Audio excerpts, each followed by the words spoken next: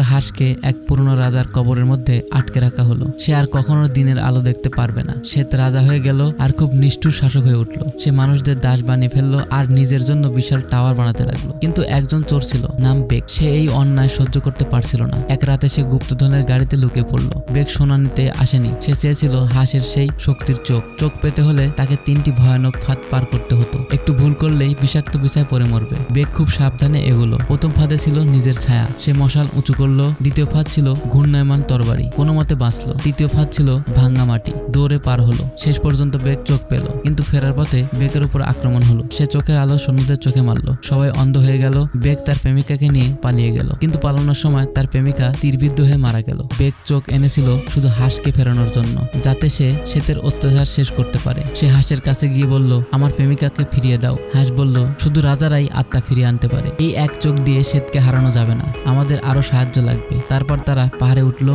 সেখানে এক মহাশক্তিশালী দরজা তাদের জন্য অপেক্ষা করছিল।